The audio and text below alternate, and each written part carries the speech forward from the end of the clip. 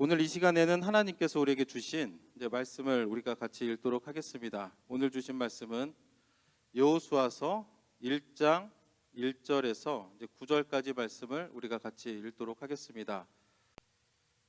우리가 고린도 전서의 말씀을 모두 마치고 앞으로는 여호수아의 말씀을 통해서 또 함께 은혜를 나누기를 원합니다.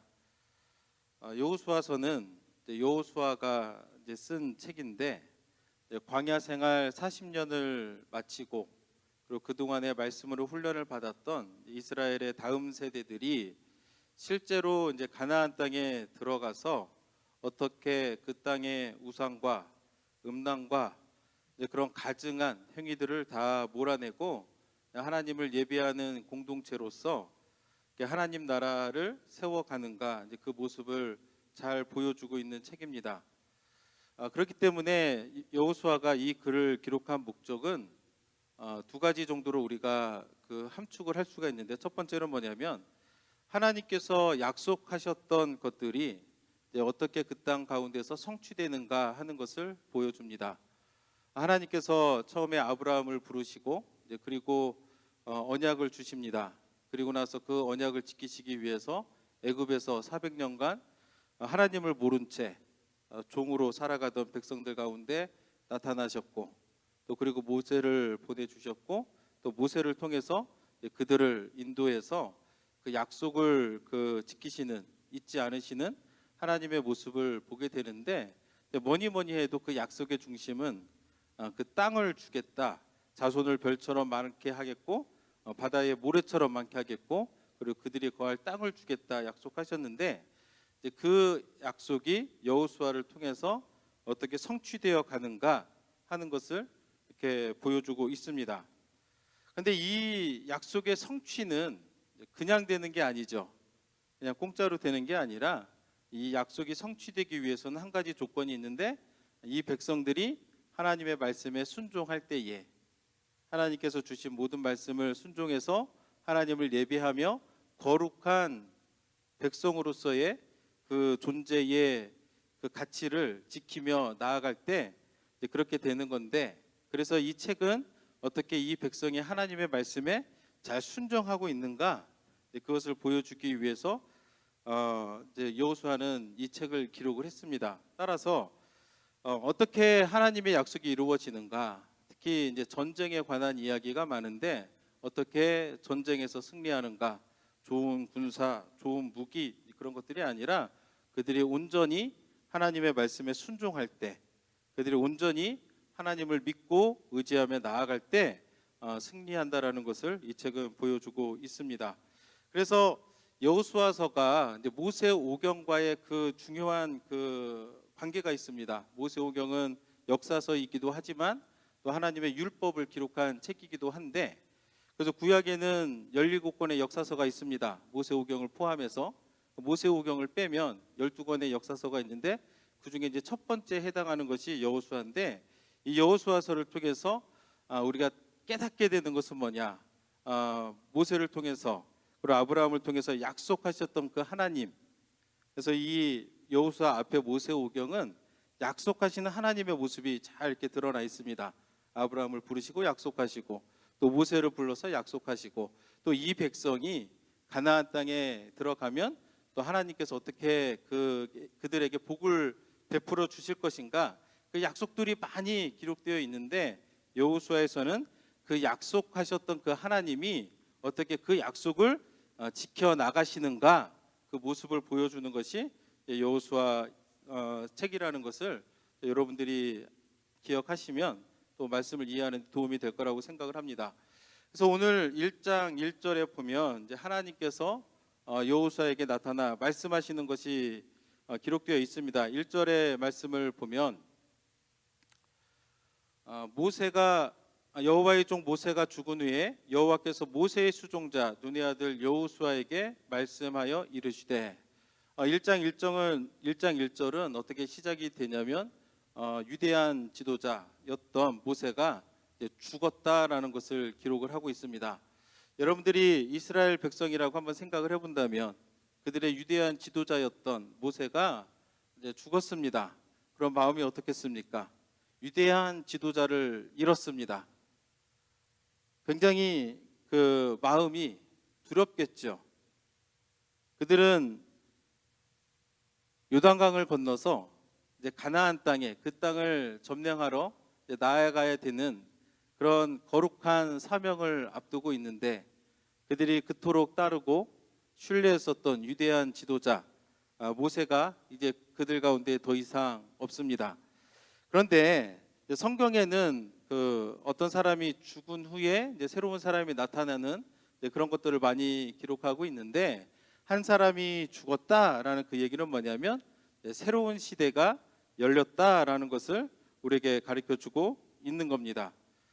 그래서 하나님은 모세의 다음에 여호수아를 세워서 여호수아를 지도자로 삼아서 이제 가는데, 이것이 굉장히 쉬운 일이 아닙니다. 앞서 말씀드렸듯이 위대한 지도자를 잃었을 때 그 백성들의 마음을 추스릴 수 있는 것은 아무나 하는 일이 아니기 때문에 더욱더 그렇습니다. 그래서 이사야서 6장 1절에도 보면은 이사야가 하나님으로부터 이제 소명을 받는 장면이 이제 6장에 기록되어 있는데, 6장 1절의 시작은 이렇게 기록되고 있습니다. 우시야 왕이 죽던 해에. 그리고 내가 본즉, 우시야 왕이 어떤 왕이냐 하면 우리가 다 알겠지만은 하나님을 굉장히 잘 섬겼던 왕입니다. 그래서 하나님이 그가 사는 날 동안에 그의 나라를 굉장히 부강하게 만들어 주셨습니다. 그래서 우시야 왕이 살던 때는 굉장히 사람들의 그 형편이 좋아져 가지고 소위 말하면 이제 경제라고 하죠. 경제 상황이 좋아져 가지고 이스라엘이 가장 부강했던 그 솔로몬의 때에 버금갈 정도로 경제적인 상황이 매우 좋았습니다. 그런데 우시야 왕은 본인이 직접 제사를 드리고 싶은 그런 마음이 들어서 제사를 드리려고 하다가 하나님한테 이제 벌을 받아서 문둥병에 걸리게 되는데, 결국에는 그것으로 인해서 이제 우시야 왕이 죽었습니다. 그때에 이사야가 하나님의 성전에 가서 엎드려 있는 겁니다. 왜 그랬을까? 위대한 지도자를 잃었던 그 허탈감, 그 마음이 있다 보니까 불안함도 있고 두려움도 있고 어떻게 해야 되나, 그 마음을 가지고 이제 성전에 가서 엎드려 있다가 그때에 주님을 보게 되고, 내가 주님을 위해서 내가 살겠습니다라고 소명을 받아들이는 장면이 나와 있는데, 이처럼 모세가 죽은 이후에 이제 여호수아가 그 일을 대신하는 것은 결코 쉬운 것이 아닙니다. 모세는 다 아는 것처럼 위대한 지도자였습니다. 그는 애굽의 왕자였고 애굽의 궁에서 이제 40년을 훌륭한 교육을 받으면서 지냈던 사람입니다. 또한 성경은 어떻게 기록하고 있냐면 신명기 34장 10절에 보면 모세는 하나님과 대면에서 알던 사이였다라고 그렇게 기록하고 있습니다. 그 후에 이스라엘의 모세와 같은 선지자가 일어나지 못하였나니 모세는 여호와께서 대면하여 아시던 자요. 우리가 성경을 보면 하나님과 직접 이렇게 대면하여 알던 사람이 과연 몇이나 되겠습니까? 이때 아까 전에 이사야 이야기를 했지만, 이사야가 주의 얼굴을 보았을 때 화로다라고 하면서 두려워 떨었던, 감히 하나님을 제대로 볼 수 없었던 그 시절에 모세는 하나님과 대면하여서 아시던 자였다라고 성경은 기록하고 있습니다. 그러니까 얼마나 모세가 훌륭한 사람이었는가. 뒤이어서 34장 11절 12절 말씀을 보면 여호와께서 그를 애굽 땅에 보내사 바로와 그의 모든 신하와 그의 온 땅의 모든 이적과 기사와 모든 큰 권능과 위엄을 행하게 하심에 온 이스라엘의 목전에서 그것을 행한 자이더라. 요즘 우리가 생명의 삶 말씀을 통해서 이제 출애굽기를 보고 있습니다. 그래서 우리가 지금까지 쭉 봐온 게 뭐냐면 애굽 땅에 내려진 그 10가지 재앙을 우리가 보았는데 다 기억할 겁니다. 얼마나 놀라운 하나님의 능력과 그 기적과 역사가 모세를 통해 나타났습니까? 굉장한 기적의 주인공입니다. 하나님의 능력하면은 떠오르는 사람이 모세입니다. 그런 그의 뒤를 이어서 지도자를 선다라는 것은 결코 쉽지가 않습니다. 그런데 모세는 가나안 땅에 들어가지를 못합니다. 그래서 34장 4절에 보면 여호와께서 그에게 이르시되 이는 내가 아브라함과 이삭과 야곱에게 맹세하여 그의 후손에게 주리라 한 땅이라 내가 내 눈으로 보게 하였거니와 너는 그리로 건너가지 못하리라 하시매. 보여는 주셨습니다. 모압 땅 높은 곳에 올라가 가지고 저기가 내가 약속한 가나안 땅이다 라고 보여는 주셨는데 하나님이 그곳에 들어가지는 못하게 하셨습니다. 그런데 그 뒤를 이어서 하나님께서 어떻게 하시냐면 여호수아를 지도자로 삼아 주시는 겁니다. 여호수아는 누구였느냐? 모세와는 완전히 정반대되는 사람이었습니다. 모세는 애굽의 왕자였지만 여호수아는 애굽의 노예였습니다. 애굽의 노예였다가 모세에 의해서 출애굽을 경험한 1세대 눈의 아들 여호수아였다라는 것을 생각을 해봅니다. 모세는 애굽에서 로열 패밀리가 되어서 좋은 교육을 받으며 자랐지만 아마도 여호수아는 노예였기 때문에 그런 굳은 학문과 교육을 받지 못했을 거라고 생각이 듭니다. 또한 여호수아는 모세의 수종을 드는 자였습니다.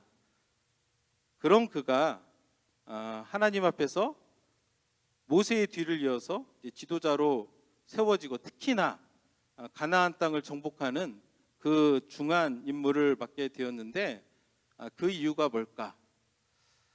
첫째는 모세가 앞서서 그런 기적의 주인공이라고 말씀을 드렸는데 모세가 그렇게 기적을 행할 수 있었던 이유는 그가 어떤 능력이 출중해서라기보다는 하나님이 모세를 통해서 능력을 나타냈다.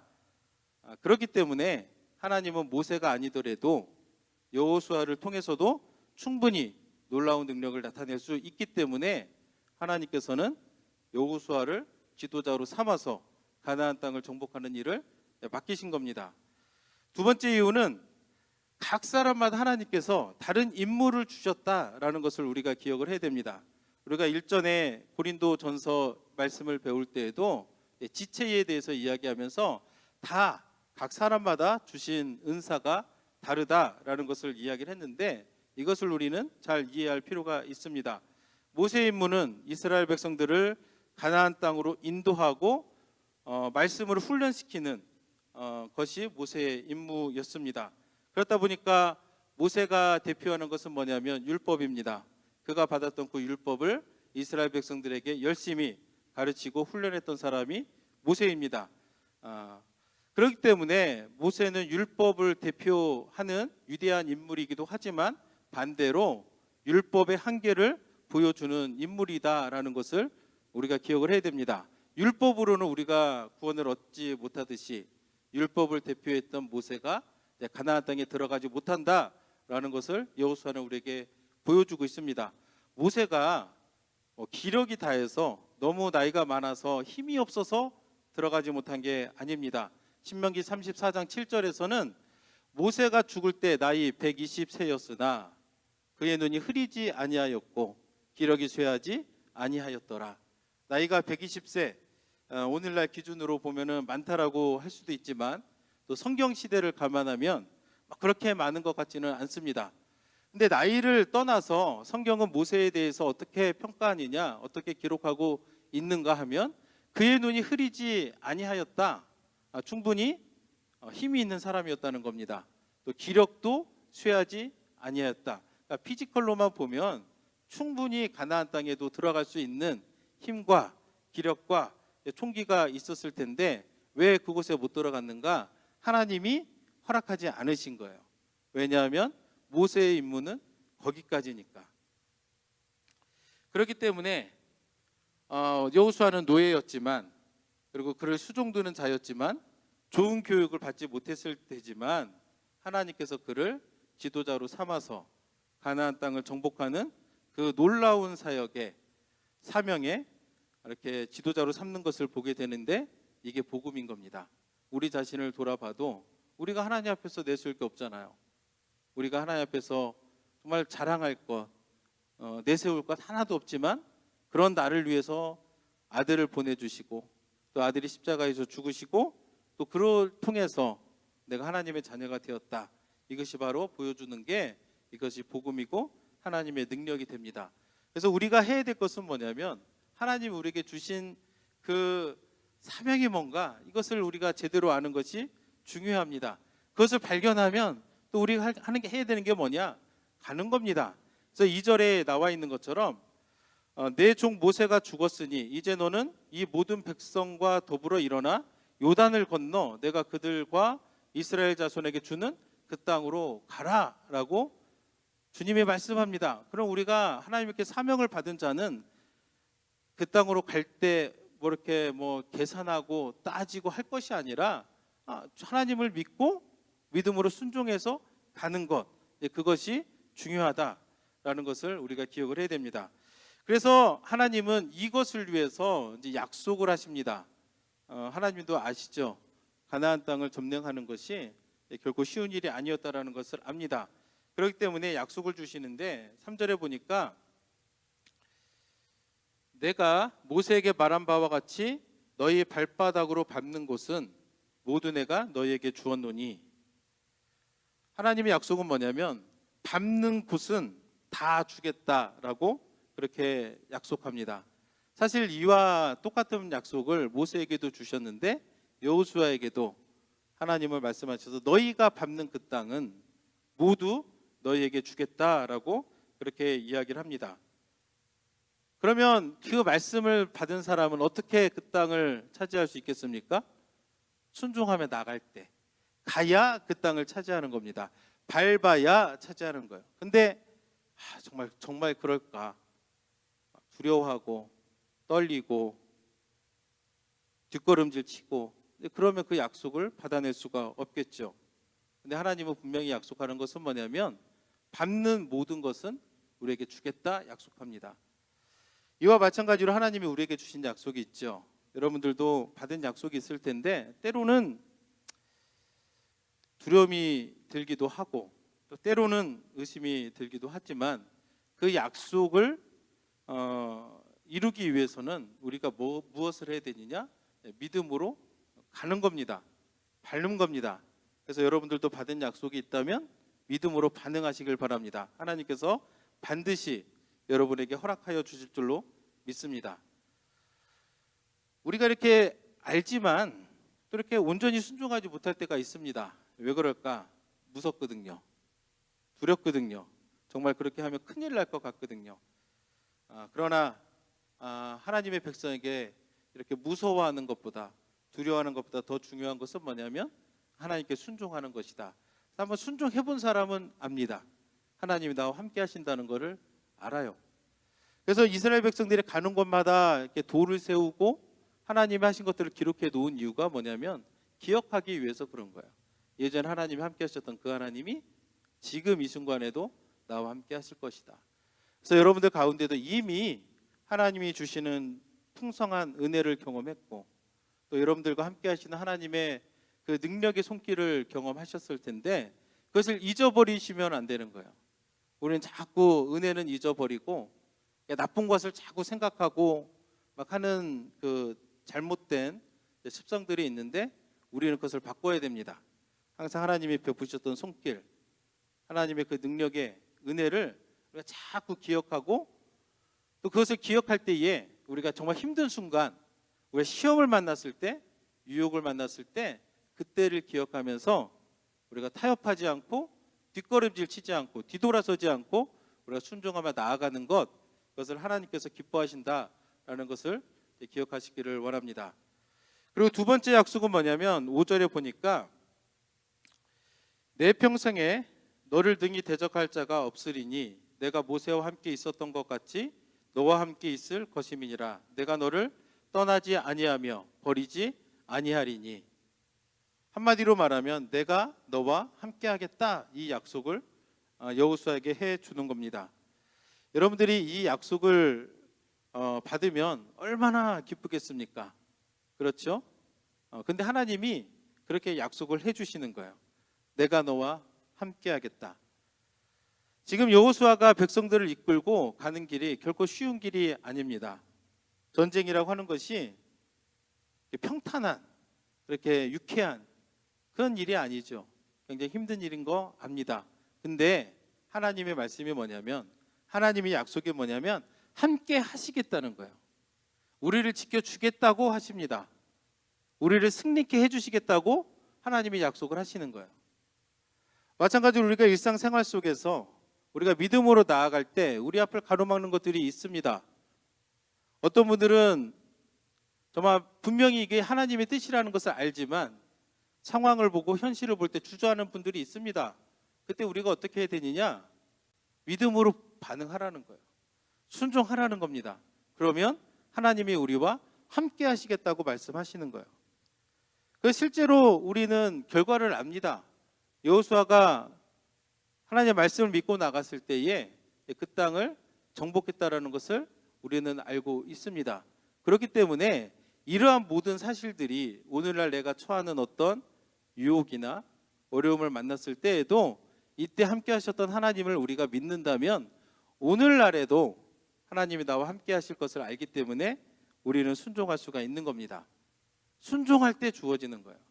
4절 말씀에 보면 그 광야와 이 레바논에서부터 큰 강, 그 유브라데까지 해쪽 속의 온 땅과 또 해지는 쪽 대해까지 너희의 영토가 되리라 라고 하나님께서 이 차지할 땅에 대해서 약속을 하셨는데, 안타깝게도 이스라엘이 이 땅을 다 차지한 역사가 없습니다. 왜 그랬겠습니까? 온전히 순종 못했거든요.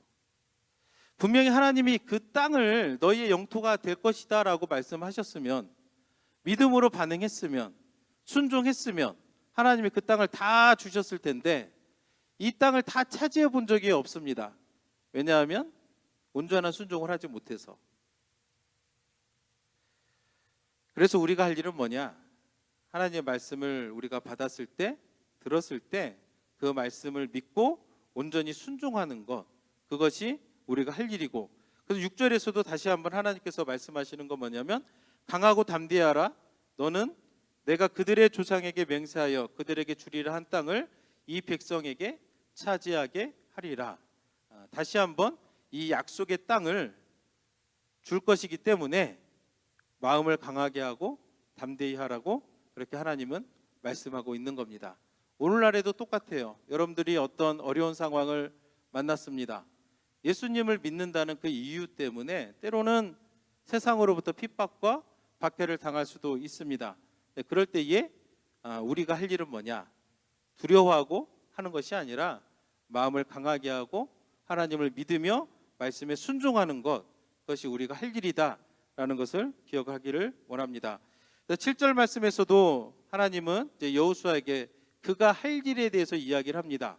7절 말씀에 보면 오직 강하고 극히 담대하여 나의 종 모세가 내게 명령한 그 율법을 다 지켜 행하고 우로나 좌로나 치우치지 말라. 그리하면 어디로 가든지 형통하리니. 가나안 땅 정복이라는 큰 사명을 앞에 두고 하나님께서 여호수아가 형통할 수 있는 방법을 이야기를 해줍니다. 그것이 뭐냐? 첫 번째가 뭐냐면 율법을 다 지켜 행하라 라고 그렇게 이야기를 합니다.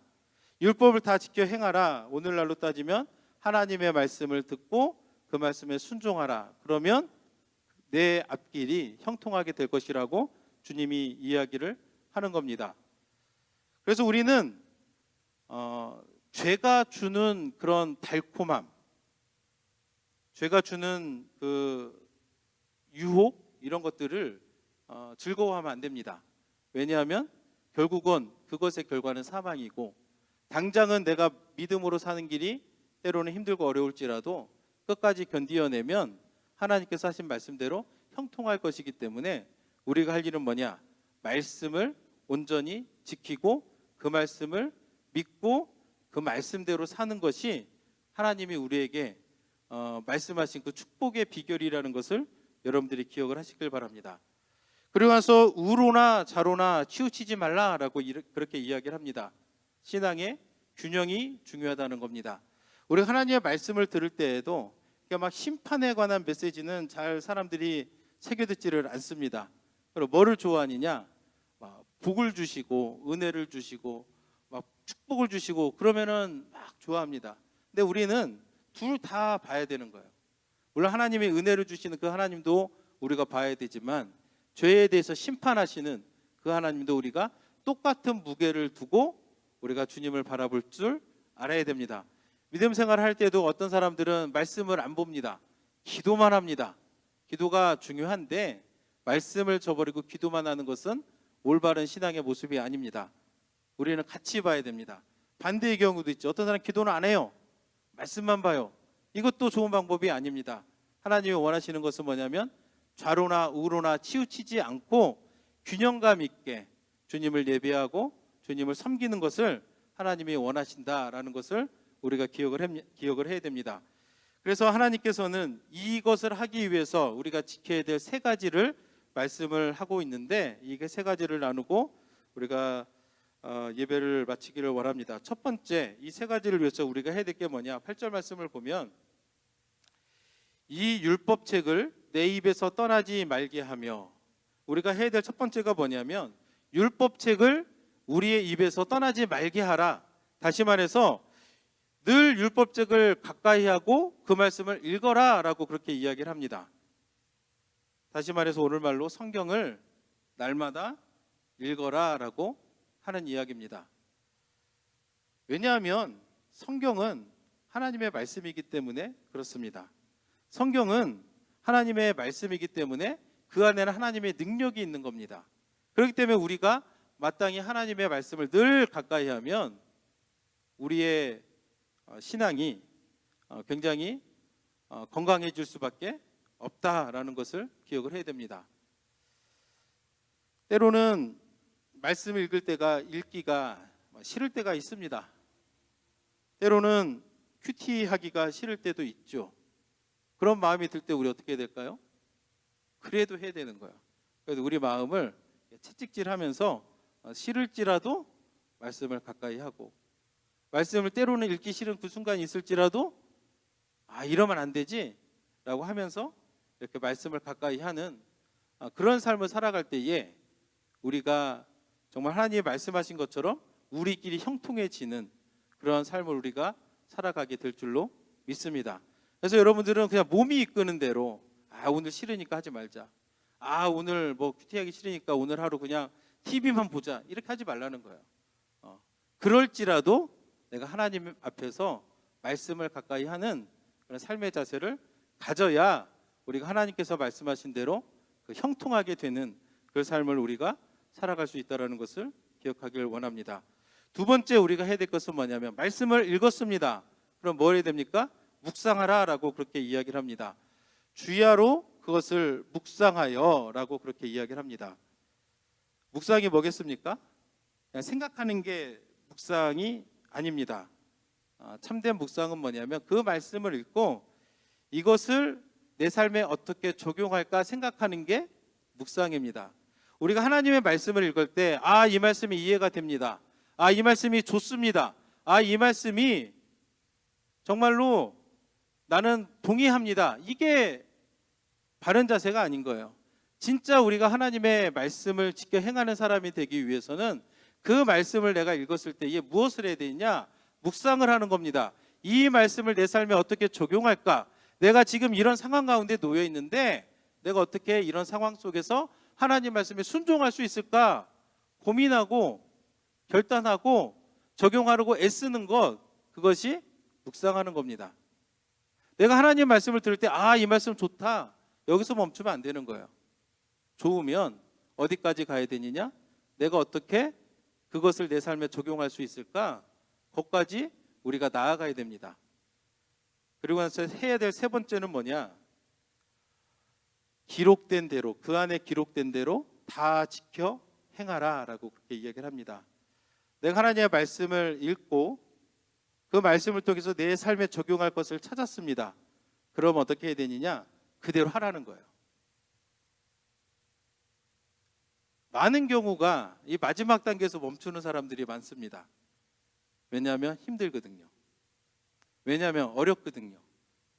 그런데 정말로 하나님의 원하시는 모습으로 우리가 나아가기 위해서는 실천하는 데까지 나아가야 됩니다. 어떤 분들은 이렇게 말합니다. 해봤는데 잘 안 돼요. 어떻게 될까? 했는데 잘 안 됩니다. 그럼 어떻게 됩니까? 계속 하면 되는 거예요. 계속 하다 보면 머슬이 생기는 겁니다. 하다 보면 하나님의 능력이 느껴지는 거예요. 하다 보면 하나님의 마음이 느껴지는 거예요. 그러면서 내가 할 수 있는 힘도 하나님이 우리에게 주시는 겁니다. 여러분들이 오늘날 내가 그래도 이 정도는 한다라고 생각하는 것들을 볼 때 하루아침에 그렇게 됩니까? 아니죠. 여러 차례 시행착오를 통해서, 또 어떤 분들은 이렇게 주일 지키는 것 자체도 처음에는 힘들었는데 하다 보니까 자연스럽게 된 분들이 있을 거라고 생각합니다. 그러니까 여러 가지 우리 삶에 있어서 우리가 실천할 때에 우리 해야 되는 거예요. 안 된다고 포기하지 말라는 거예요. 오늘 못하면 내일이라도 다시 할 수 있게끔 내가 도전하고, 내 힘으로 안 되면 또 하나님 앞에 나서 기도하는 겁니다. 하나님이 내게 능력 주셔서, 내게 나와 함께하여 주셔서 내가 이것을 감당할 수 있게 해달라고 기도하라는 거예요. 하나님은 우리 기도를 들을 준비가 다 되어 있습니다. 실제로 이것을 위해서 성령님을 우리에게 보내주셨습니다. 근데 기도는 안 하고 안 된다, 못한다 할 때가 너무나도 많은 거예요. 그래서 하나님이 우리에게 주시는 것은 뭐냐면, 핑계 막 그런 거 하지 말고 해봐라 하면 하나님이 약속하시잖아요. 내가 너와 함께 하겠다. 하나님이 함께 하시면 됩니다. 믿으십니까? 내 힘으로는 안 되지만 하나님이 함께 하시면 되는 거예요. 그래서 여러분들도 이 믿음을 가지고 나아가기를 예수님의 이름으로 축복합니다. 9절 말씀을 보면, 내가 내게 명령한 것이 아니냐, 강하고 담대하라, 두려워하지 말며 놀라지 말라, 내가 어디로 가든지 내 하나님 여호와가 너와 함께 하시느니라 하시니라. 자, 이것이 뭐냐면 명령이라고 그렇게 이야기를 합니다. 하나님이 주시는 명령인 거예요. 우리가 말씀을 가까이 하고 그것을 주야로 묵상하며 그 안에 기록된 대로 지켜 행하는 것, 이것이 명령이라는 겁니다. 명령이 뭐예요? 꼭 해야 된다라는 거예요. 내가 마음에 들면 하고 하기 싫으면 안 해도 되고 이런 성질이 아니라는 거예요. 내가 예수 그리스도의 은혜로 구원받은 사람이라면 마땅히 해야 되는 일이라고 주님이 말씀하시는 겁니다. 그렇게 하면 어디로 가든지 내 하나님 여호와가 너와 함께 하시느니라. 이것이 하나님의 우리에게 주시는 약속이 됩니다. 여러분들 이 말씀을 믿으십니까? 믿으시면 말씀을 가까이 하고 그것을 주야로 묵상하면서 그 안에 기록된 대로 다 지켜 행하기를 예수님의 이름으로 축복합니다. 이 시간 다 함께 기도하겠습니다.